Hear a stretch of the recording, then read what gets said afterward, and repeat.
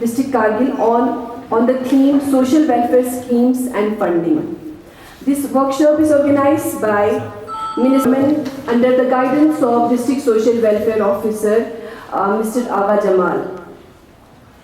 Our today's chief guest is Shri Firoz Ahmed Khan, Honorable Chief Nusrat, the coordinator of NMPD. Moving further, it is time for us to begin with the inaugural session. Ministry से approval आके secretary के बहुत interesting man नहीं है इसमें थे, लेकिन उनके हमने कुछ शुरू किया और फ्लैट की उस दिक्कत की और रिस्पॉन्ड मिल रहा है, तो लिहाजा फिर दोबारा आप लोगों का बहुत वेलकम इस प्रोग्राम में। तो हमारा ये मकसद है उसमें और होम्स चलाने में, जैसे कि हमारे यहाँ बहुत सारे होम्स अभी हम स्टार्ट कर रहे हैं, हमारे 100% जो हमें ऑनलाइन से, तो बहुत सारी चीज़ों को हम लेकर आगे चलेंगे। तो कल हम इसमें एक एक्शन प्लान हम तो जेई से अप्लाई किया था, कर्फ्यू से भी शायद कुछ लोगों ने अप्लाई किया होगा, but they were not qualified because कुछ डॉक्यूमेंट्स मिसिंग थे, कई जगह उनकी एलिजिबिलिटी नहीं थी। रिक्वायरमेंट है for an NGO to become eligible for any kind of funding either from the district administration or from the government, who is the coordinator and representative from Ministry of Social Justice who has come. Thank you very much, ma'am. Thank you so much. जो है ये बात उठाते आए हैं कि NGOs का जो है बहुत बड़ा एक रोल होता है, जो कि अनफॉर्चुनेटली हम देख रहे हैं कि हमारे डिस्ट्रिक्ट में नहीं है।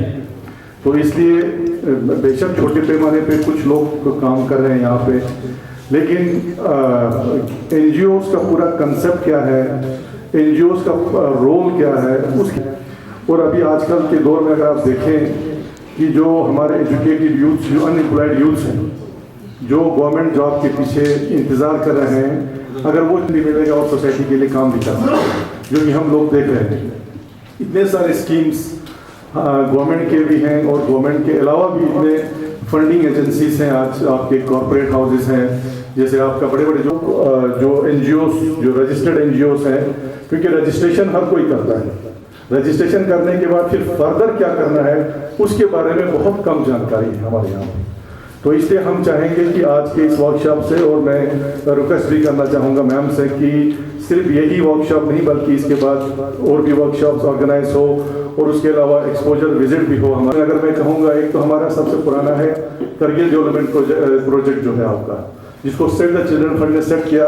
और फॉर्चुनेटली मैं यहाँ पे ये कहना चाहूँगा कि मैंने अपने करियर का आगाज़ भी एनजीओ से ही किया है।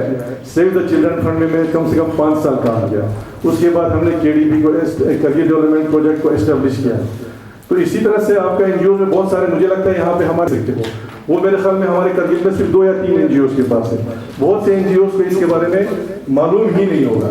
तो एक तो ये है आपका। दूसरा ये है कि सबसे ज़रूरी आप लोगों को ये देखना है कि एनजीओ में जो स्कीम्स, जो हमारे गवर्नमेंट के बहुत सारे स्कीम्स आप ले सकते हैं, उनका एक्सेस नहीं हो पाएगा, क्योंकि आपको मेहनत करना है बहुत ज़्यादा। इसमें डॉक्यूमेंटेशन है, पेपर वर्क है, और पहले कुछ ना कुछ अपनी तरफ से कंट्रीब्यूट करना है, क्योंकि किसी भी एनजीओ में अगर आप जाएंगे फंडिंग का, यहाँ हमारा जो डिसेबिलिटी के लिए काम कर रहे हैं रेवा है, उसी तरह से आपका हेल्थ सेक्टर में अभी हम देख रहे हैं हमारा बाखरिया और रिजा बहुत अच्छा काम कर रहे हैं। इसी तरह अभी यहाँ पे हमारे यहाँ डिसेबिलिटी के लिए बहुत कुछ हमारे पास स्कीम्स हैं। ओल्ड एज की कोई आके मुझे फंडिंग करेगा, वो इस सेक्टर में नहीं है। जो मेहनत करता है उसके लिए बेशक फंडिंग की कमी नहीं है। और भी 2-3 ऑर्गेनाइजेशंस हमारे यहाँ पे, जैसे वुमेन एम्पावरमेंट पे कोई भी एनजीओ में नहीं देखता हूँ यहाँ करगिल में आगे आके काम कर रहे हैं, जो जिसके लिए बहुत बड़ा स्कोप है यहाँ पे। वुमेन एम्पावरमेंट का स्कोप है आपका। इसी तरह से स्किल डेवलपमेंट में आजकल बहुत सारे ऑर्गेनाइजेशंस काम करते हैं और स्पॉन्सर भी करते हैं। उस फील्ड में भी आप लोग बहुत सारे काम कर सकते हैं। तो मेरी रिक्वेस्ट आप लोगों से एनजीओ से ही रहेगा, जो जितने भी एनजीओ यहाँ पे आज आए हैं।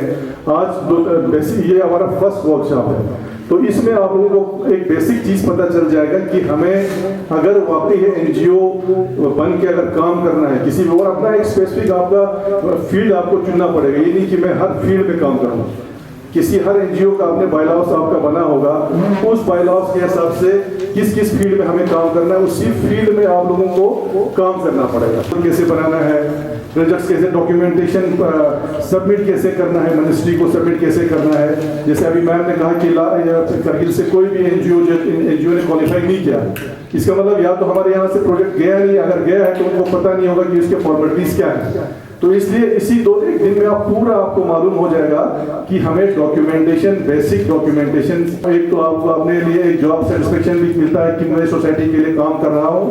उसके अलावा जो है आपका इस फील्ड में जो है आप अगर सिंसियरली अगर आप करेंगे तो बिल्कुल आपका ये एक, मैं कहूँगा एक सिक्योर एक आपका अपना एक जॉब भी है। इसमें आप लोग देख सकते हैं बड़े बड़े एनजीओस किस पे कहाँ तक कितने एम्प्लॉयज एनजीओस में रखे हैं, तो ये एक जॉब भी हमारे लिए जनरेट कर सकता है। इसी तरह हमारे पड़ोस में आप देखें तो इतने सारे डिस्ट्रिक्ट में ले में इतने सारे ऑर्गेनाइजेशंस, बड़े बड़े ऑर्गेनाइजेशंस हैं, तो वही हम यहाँ पर भी कर सकते हैं। लेकिन सिर्फ ये है कि आपको सिंसियरली एंड डेडिकेटेडली काम करना है। ये स्टेशन से हम भी अपने लेवल पे कर सकते हैं और हम नहीं तो रिकमेंड भी कर सकते हैं कि कोई भी एनजीओ अगर सामने आ जाए काम करने के लिए तो we are ready to support. तो मैं ज़्यादा वक्त न लेते हुए एक बार फिर हमारे डिस्ट्रिक्ट सोशल वेलफेयर ऑफिसर जिन्होंने यहाँ पे ऑर्गेनाइज किया, और मैडम पद्मा अमोजी का जो कि हमारे सोशल वेलफेयर और ट्राइबल अफेयर्स के कमिश्नर सेक्रेटरी हैं, उनको भी थैंक्स करना चाहूँगा। और उनसे गुजारिश भी है कि ऐसे वर्कशॉप्स फ्यूचर में और भी हों, और एक्सपोजर विजिट जो है बहुत ज़्यादा है, क्योंकि मैंने ये एक्सपीरियंस किया है कि जब लोग यहाँ से बाहर जाके जब ऑर्गेनाइजेशंस के बारे में या फील्ड में जाके देखते हैं तो उसका ज़्यादा इफेक्ट होता है कि बनिस्बत कि हम यहाँ पे बैठ के प्रैक्टिकल करें। तो उनसे रिक्वेस्ट भी है कि कुछ अच्छे जो एनजीओस हमारे यहाँ पे हैं जो सिंसियरली काम करना चाहते हैं, उन एनजीओ से इनका इंटरेक्शन कराइए, उनका काम दिखाइए जो हमारे ले में हो या लद्दाख से बाहर हो, ये भी बहुत ही ज़रूरी है। तो मैं फाइनली एक बार फिर जो हमारे रिसोर्स पर्सन यहाँ पे आई है मैम, उनका भी मैं वेलकम करता हूँ, और आप सारे एनजीओस का, और इस उम्मीद के साथ कि इंशाल्लाह आप लोग इसमें दिल लगा के जो है मेहनत करके काम करेंगे ताकि आइंदा ऐसे वर्कशॉप जो है और ऑर्गेनाइज कर सकें। बहुत बहुत शुक्रिया। For 15 minutes. After 15 minutes, we will all reassemble here. आप लोग फील्ड में जाते हैं तो कुछ ऐसे लोग आपके पास आते हैं कि भाई हमें इनको मदद की ज़रूरत है, तो आपका रिकमेंडेशन आना चाहिए। तो अगर आपका रिकमेंडेशन होगा हम तुरंत फर्स्ट प्रायोरिटी पर रखकर हम आपके जितने अभी हम स्कीम बताएंगे इसमें, तो आप लोग नोट कर दीजिएगा। तो वो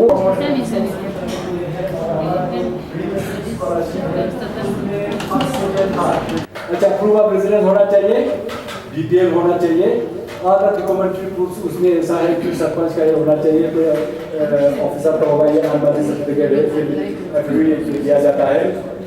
तोड़ना है हर पिंजरा, मेरी उड़ान अभी बाकी है, मंजिले ज़मीन पर नहीं कि आसमान अभी बाकी है।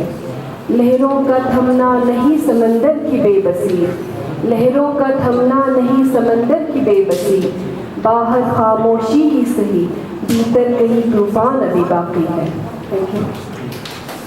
रख सके, इसलिए हम ड्रग प्रिवेंशन, ड्रग रिडक्शन और ये कोशिश करते हैं अर्ली ट्रीटमेंट दे सकें।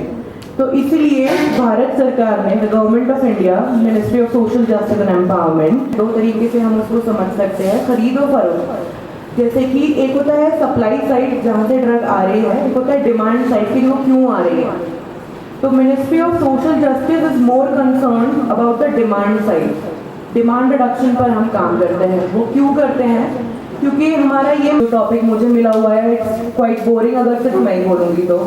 एंड देन मैं जब लद्दाख आई हूँ तो I would like to know कि यहाँ पे क्या स्टेटस है, आप लोगों का क्या मानना है, आपका क्या थिंकिंग है। So we'll just talk and interact के क्या है। जो सब्सटेंस यूज, जैसे मैंने आपको बताया कि जो ड्रग यूज सिनेरियो है, तो आप में से मुझे प्लीज़ ये बताइए कि ड्रग यूज सिनेरियो आपको लगता है कि कारगिल में कोई भी बहुत कम हुआ है। इसलिए और otherwise there was a survey also जो मिनिस्ट्री ने लद्दाख के, ये अच्छी बात भी है।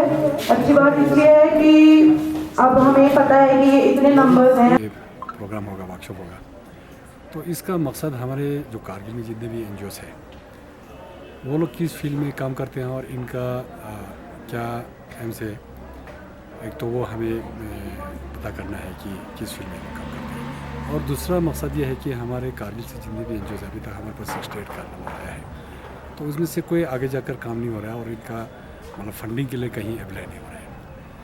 लास्ट ईयर भी और इससे पहले साल भी हमने काफ़ी कोशिश किया था, उनसे बहुत सारे उनसे कंटेक्ट भी किया था कि हम लोग आए यहाँ कुछ प्रोजेक्ट हो, खासकर हमारे एजुकेशन में हो, हेल्थ में हो, तो इसके अलावा जो सोशल सेक्टर में हो, जो इसके अलावा हमारे जितने भी स्कीम्स हैं उसमें भी वो लोग हाथ बटा सकते हैं।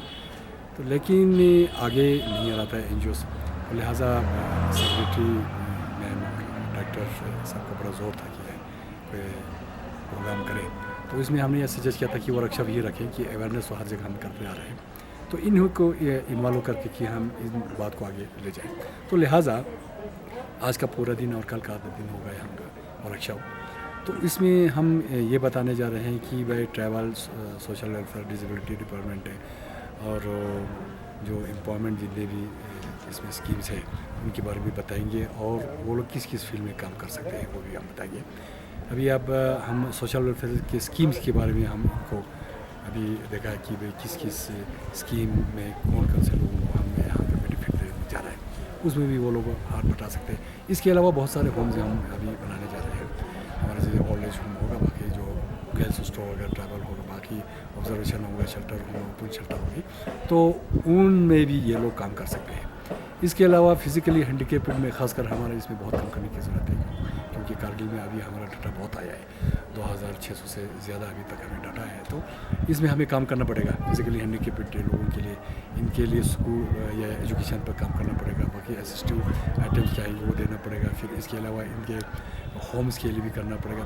तो बहुत इसमें काम करने की ज़रूरत है। बहुत सारे एनजीओज़ है लेकिन ये लोग आगे नहीं आ रहा है, इसीलिए हमने यही आज यहाँ प्रोग्राम करने जा रहे हैं और दिल्ली से हमें रिसोर्स पर्सन लाए, ऑनलाइन में भी होंगे हमारे अलग अलग टॉपिक में तो एनजीओज़ को।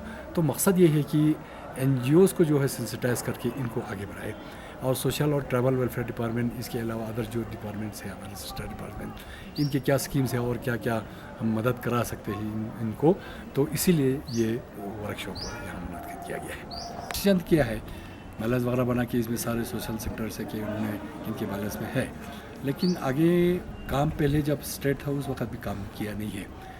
कुछ जैसे कि हमारा कंप्यूटर सेंटर वगैरह, बाकी कुछ इंस्टीट्यूशन से ऐसे ही किया है, उन्होंने भी खास मदद नहीं लिया है, बाकी जिनने स्कॉलरशिप से इसमें वही लिया है। तो इसके अलावा जो सोशल सेक्टर में जितने भी स्कीम्स में जो फंड्स गवर्नमेंट देते हैं, ट्रैवल में हो जाए, सोशल वेलफेयर डिपार्टमेंट में हो, डिसेबिलिटी डिपार्टमेंट से आता है, तो सोशल जस्टिस से भी जितने भी फंडिंग होता है, वो सारी चीज़ें इस पर अभी काम किसी ने नहीं किया है। तो ले में बहुत सारे किए हैं, बाकी इसके अलावा बहुत सारे स्टेट्स में और डिस्ट्रिक्ट में काम कर रहे हैं, लेकिन कारगिल के हैं बहुत सारे 68 अभी तक हमारे पास नाम आए हैं। तो अभी 40 को आज हमने बुलाया था, लेकिन ये ट्रांसपोर्ट का थोड़ा दिक्कत हुआ क्योंकि ये हड़ताल वगैरह